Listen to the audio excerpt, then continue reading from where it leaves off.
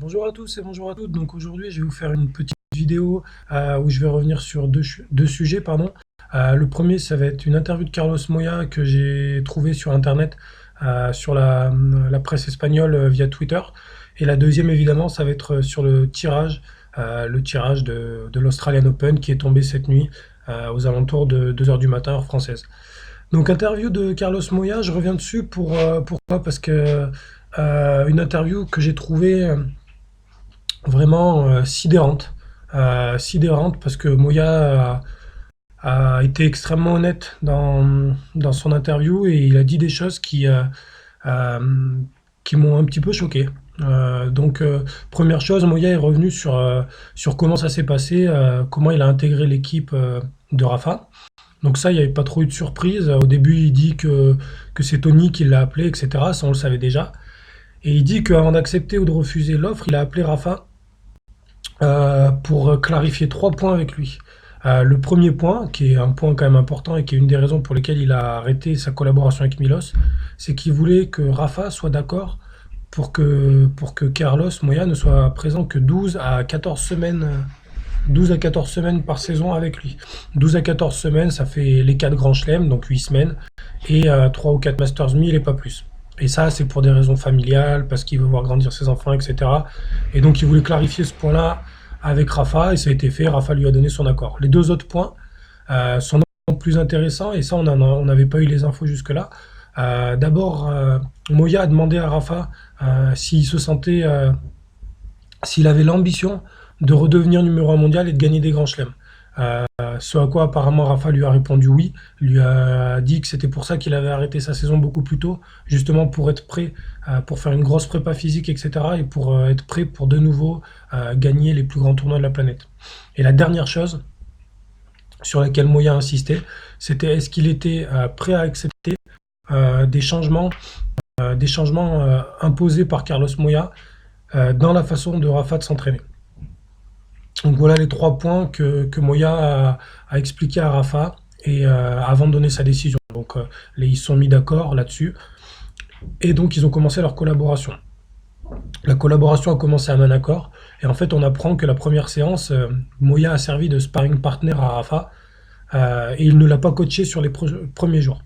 Et donc Moya, et là c'est là où ça devient vraiment sidérant, là, Moya a dit à la presse espagnole que quand vous voyez Rafa et Carlos Moya s'entraîner, vous ne pouviez pas savoir qui était le numéro 9 mondial et qui était à la retraite, puisque Rafa passait son temps à jouer en plein au milieu du terrain et qu'il était incapable de faire un coup gagnant. Donc voilà, donc après ils ont eu une discussion apparemment un petit peu animée, où Moya a expliqué à Rafa que s'il voulait changer son jeu, s'il voulait progresser, il fallait qu'il arrête de passer 40 minutes, vraiment les mots de Moya, hein, qu'il arrête de passer 40 minutes à frapper des grands coups droits en plein au milieu du court, juste pour sentir la balle. Donc Moya a expliqué ça à Rafa. Rafa a dit apparemment aurait demandé ok, bah, qu'est-ce que tu me proposes? Et là, Moya s'est mis à imposer des thèmes à Rafa. C'est-à-dire que c'est Moya, toujours Moya qui nous le dit. Euh, donc il a imposé des thèmes. Par exemple, exemple de thème, c'est-à-dire, bah voilà, on commence l'échange, tu as 4 frappes de balle pour réussir un coup gagnant. Si au bout de 4 frappes, tu n'as pas réussi un coup gagnant, ou au moins tu m'as pas mis en difficulté, le point est perdu, le point est pour moi. Premier thème. Deuxième thème, donc tu commences le point en défense. Donc ça c'est très facile à faire à l'entraînement, c'est-à-dire vous mettez complètement à droite ou complètement à gauche du cours. Vous avez une balle pas très rapide, mais complètement de l'autre côté, ce qui fait que vous êtes tout de suite en défense. Et là pareil, thème, tu as 3 voire 4 frappes de balle pour inverser l'échange et pour prendre l'échange à ton compte et pour me mettre dans une situation défensive. Et pareil, si tu l'as pas réussi, tu perds le point. Donc là, Moya dit qu'il a mis ça en place et que c'est des exercices qu'ils font à quasiment tous les entraînements, plus tout un tas d'autres exercices qui ont pour but en fait à apprendre à Rafa à finir les points beaucoup plus tôt, du moins à lui imposer, parce que l'apprendre, il sait le faire, finir les points, mais à lui imposer de finir les points beaucoup plus rapidement et voilà, et devenir beaucoup plus agressif. Donc voilà, donc c'est vraiment super, super intéressant. Il y a un autre thème qu'il a donné parce qu'il trouvait que Rafa avait un jeu trop stéréotypé, vous savez, avec sa fameuse diagonale. Euh, euh, Exemple d'exercice, t'as pas le droit de frapper 2 coups d'affilée du même côté. Euh, Et ça, c'est ce qu'a le plus de mal à faire Rafa, c'est-à-dire changer les directions, aller trouver croiser, aller long de ligne, etc. Et donc, et Moya dit dans l'interview, et c'est là où ça devient intéressant, il dit que le premier entraînement a été très difficile, non pas à entraîner, mais difficile pour Rafa parce qu'il y avait énormément de déchets, et que très rapidement, dès le deuxième voire troisième entraînement, Rafa était en train de prendre des automatismes, donc c'est vraiment super intéressant. Moi, je me suis délecté de cette interview. Elle est vraiment très longue, alors je vais pas, elle est en espagnol, donc il faut que je vous la traduise et tout ça. Ceux qui parlent espagnol, c'est sur le site téléespagnol.com. Euh, non, elespagnol.com, pardon.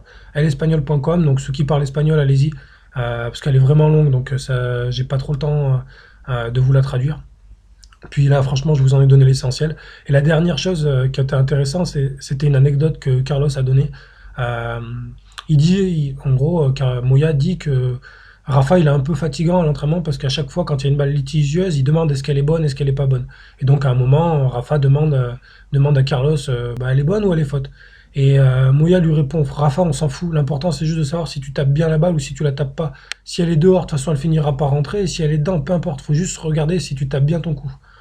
Donc, interview vraiment super intéressante qui prouve deux choses, trois choses même. La première, c'est que, ben, effectivement, les séances d'entraînement euh, n'étaient pas efficaces depuis un certain temps. Moi, quand j'ai vu à Roland-Garros en 2012, je peux vous garantir que Rafa, il tapait pas en plein au milieu du court pendant 40 minutes. C'était incroyable à quel point il tapait bien la balle et à quel point il allait chercher les lignes et il prenait des risques. Première chose. Deuxième chose, c'est que Moya, il est vraiment investi et qu'il va vraiment apporter des nouvelles choses dans le jeu de Rafa et dans la façon de s'entraîner. Et la troisième, c'est que Rafa est vraiment prêt à faire tous les efforts et à tenter des choses euh, pour redevenir un très très grand joueur. Parce qu'aujourd'hui, vous me direz 9e mondial, c'est un grand joueur, mais pour redevenir un grand Rafa. Donc voilà. Donc ça, c'est pour l'interview de Carlos Moya qui, moi, m'a fait bien plaisir. Voilà. Maintenant, on va revenir sur le tableau. Donc le tableau, on s'attendait à un tirage vraiment extrêmement difficile avec tête de série numéro 9. On pouvait avoir notamment un troisième tour contre Federer. Voilà, on pouvait avoir un quart de finale contre Djoko, contre Murray. Et donc le tableau est tombé. Donc au premier tour, ça sera Florian Mayer, joueur pas facile à jouer. Je vais revenir tour par tour sur les adversaires potentiels de Rafa. Donc premier tour, Florian Mayer, adversaire compliqué comme je vous le disais. Très bon serveur volleyeur. Euh, je pense que pour Rafa, il n'y a pas intérêt que ça se joue en night session ce match. Vaut mieux que ça se joue en plein cagnard. Physiquement, Mayer en 5-7, c'est pas l'assurance tout risque. Par contre, si le gars se met à bien servir, à bien voler, ça peut être un match, vraiment un match piège pour Rafa. Après, j'ai regardé les 10 derniers matchs de Mayer. Sur les 10 derniers matchs, il y a 4 victoires, 6 défaites. Sur les 10 derniers matchs, 4 victoires, 6 défaites. Sa seule belle victoire, c'est sur fin 2016, c'est sur Tommy Robredo. Donc voilà, donc il n'est pas non plus en pleine forme, il n'est pas en pleine possession de ses moyens. On l'a connu meilleur que ça. Mayer, c'est un joueur qui a déjà battu Rafa en 2011 à Shanghai. C'était un Rafa très fatigué post-US Open. Mais bon, adversaire dangereux, qui pourrait prendre pourquoi pas un set à Rafa si Rafa est pas attentif, si Rafa concède un break un peu bête. Donc voilà, donc premier tour difficile, mais ça aurait pu être bien pire. Il aurait pu prendre Verdasco comme Djoko. Djoko a pris Verdasco au premier tour. Je vous l'avais dit, il fallait pas le prendre. J'en avais parlé dans la vidéo. Ce gars-là, pas tête de série, ça sentait le piège pour quelqu'un. Ben voilà, pour Novak. Deuxième tour, ça sera Yuzny ou Bagdatis. Là, clairement, ça c'est le match parfait pour Rafa. Deux joueurs de fond de cours qui sont vraiment sur le déclin depuis pas mal de temps maintenant. Deux joueurs qui sont sur le déclin depuis pas mal de temps, deux joueurs de fond de cours qui ont aucune grande arme. Donc ça va être vraiment un match du fond de cours si Rafa passe son premier tour.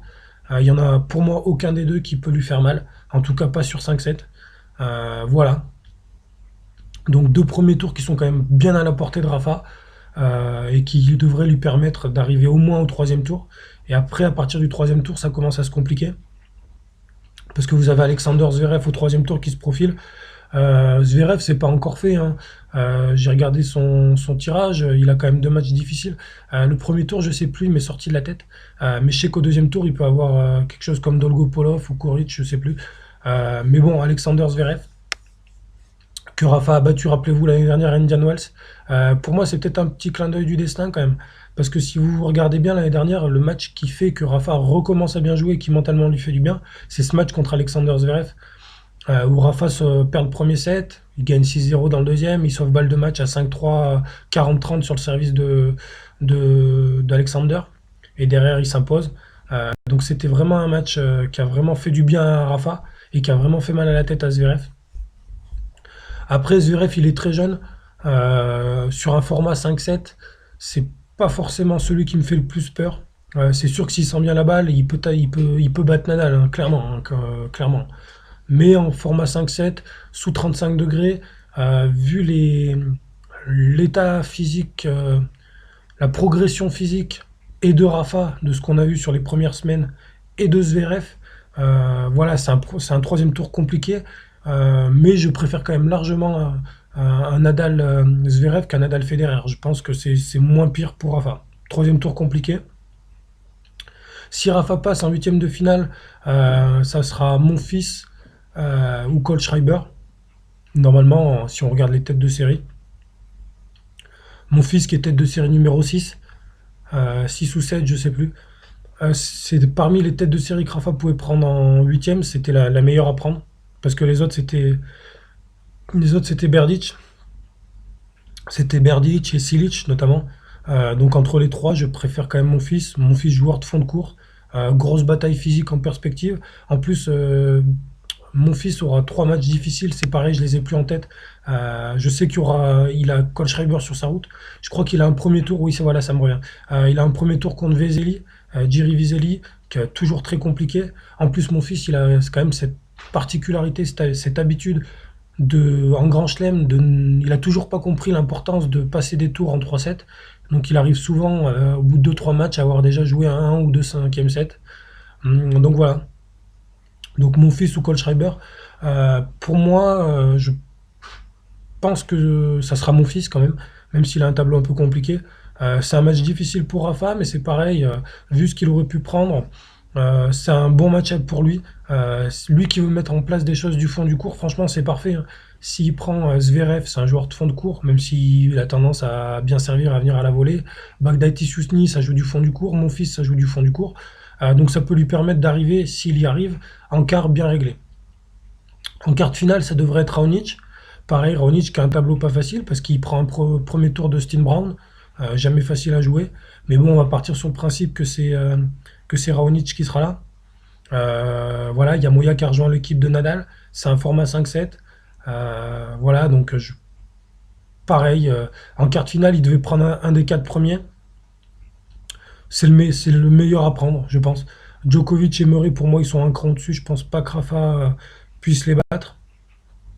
Ou alors pas sur ce qu'il a montré à Brisbane. Mais surtout pas vu ce qu'ils ont montré les deux en finale à Doha. Donc il évite Djoko, il évite Murray, c'est très bien. Il évite Wawrinka. Wawrinka, on ne sait pas du tout où il en est. Est-ce que c'est une bonne ou une mauvaise nouvelle? Je ne sais pas. Wawrinka à l'Open d'Australie, ça aurait pu être rappeler un mauvais souvenir à Rafa. Il n'est pas dans le tableau. Donc ça serait Raonic. Les clés de ce match, on les connaît. Il va falloir bien retourner. Il va falloir bien retourner et espérer que Milos ne serve pas comme il a servi à Brisbane, c'est-à-dire à 240, à 240 et à 210 de moyenne en première. Maintenant, pareil, comme je vous le dis, sur un format 5-7, c'est quand même très compliqué de servir pendant 3 sets. Parce que pour battre Rafa en Grand Chelem, il faut le battre sur 3 sets. Servir pendant 3 sets comme il a servi Raonic, voilà, c'est possible, mais ça me paraît compliqué. Je pense que voilà, ça serait un bon match à jouer. Ils se sont joués deux fois là, depuis le début de l'année. Une fois en amical exhibition à Abu Dhabi, mais vous savez ce que je pense de ce tournoi qui pour moi n'est pas une exhibition. 3-7 pour Rafa. Ils se sont rejoués une semaine plus tard à Brisbane. 3-7 pour Raonic. Donc voilà, donc ça sera la belle. Une manche partout, voilà, une manche partout, balle au centre. S'ils arrivent à jouer, si Rafa atteint l'écart, franchement, il a vraiment un coup à jouer. Et derrière, en demi, ça devrait être Novak. Ça devrait être Novak. Pour parler de Novak, du coup, pour parler de la demi, il faut quand même parler du tableau de Novak, que j'ai bien regardé, que j'ai bien étudié. Donc premier tour Verdasco. Donc un premier tour vraiment pas très facile. même extrêmement compliqué. Je vous rappelle que Verdasco a eu 5 balles de match. Il menait 6-2 dans le tie-break du deuxième set. Balles de match, il a eu 5 balles de match, dont 3 sur son service, à Doha. Ça a bien lancé la saison de Djoko, qui à ce moment-là jouait pas très bien et qui s'en est sorti et qui derrière gagne le tournoi. Donc premier tour Verdasco, qui est un premier tour extrêmement compliqué, c'est un premier tour qui peut vous emmener en 4, en 5, et si Verdasco est on fire, comme ça peut lui arriver, bah, vous pouvez passer à la trappe. Sincèrement, je pense que Djoko mettra les pendules à l'heure d'entrée de jeu. Je pense qu'il aura à cœur de montrer à Nando que que ce qui s'est passé à Doha, c'était un accident. Moi, vous savez que j'aime beaucoup Verdasco, j'adore ce joueur. Franchement, il a la poisse. Je vous le dis, hein, il a vraiment la poisse. C'est un joueur qui est quand même pas loin de revenir dans le top 30. Et à chaque fois, dans les grands chelems, il prend des tirages catastrophiques. Les dernières, au premier tour de l'Australie, il prend Rafa. Il fait un exploit monumental, il le bat, mais en quasiment 5 heures. Donc derrière, il est cuit, il se fait sortir par Sela. Là, il prend Djokovic. Vraiment, il a pas de bol. C'est un joueur qui a vraiment, pour moi, le niveau du top 30. Il l'a montré à Doha, en battant Goffin, en battant Karlovic, en ayant balle de match contre Djoko. Donc voilà, donc premier tour de Djoko contre Verdasco. Un deuxième tour un peu tranquille avec Istomin ou un qualifié. Troisième tour, il me semble que c'est Carreno Busta, joueur de fond de cours, mais qui est en forte progression, pas facile à jouer.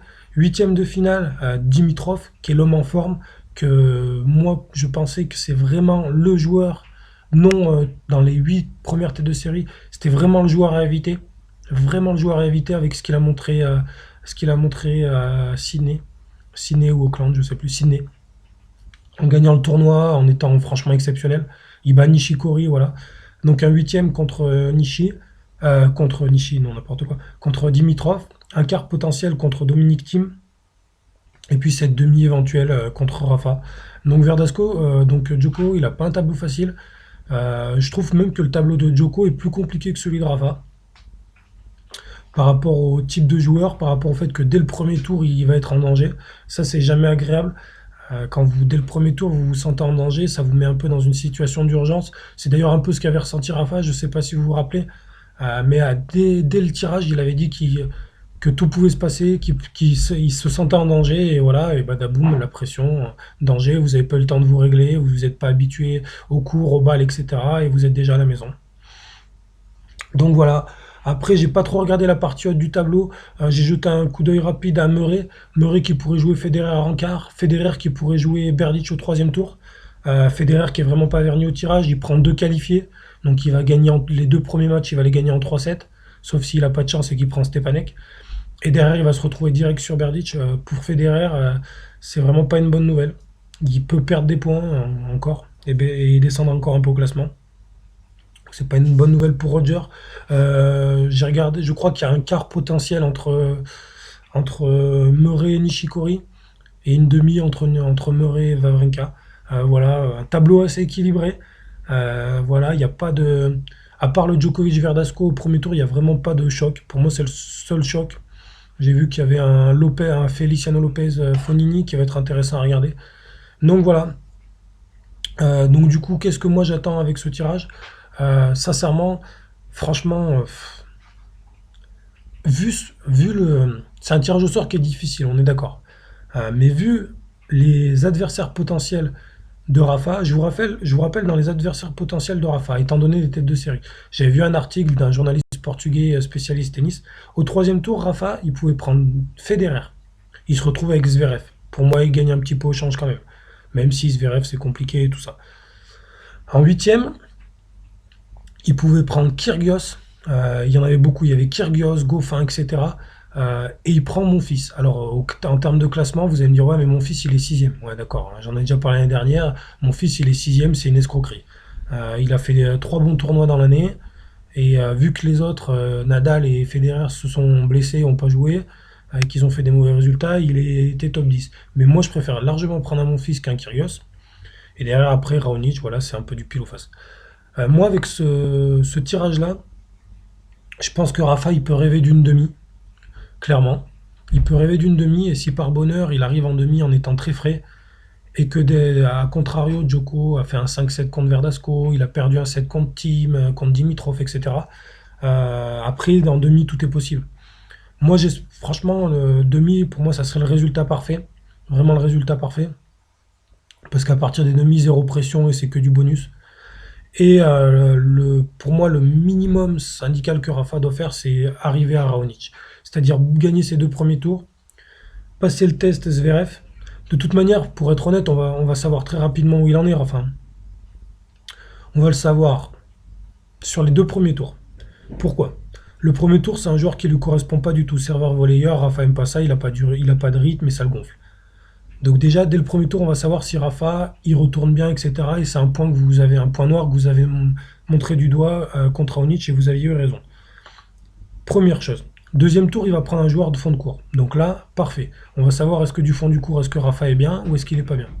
Donc voilà. Donc on va savoir très rapidement où est-ce que Rafa en est.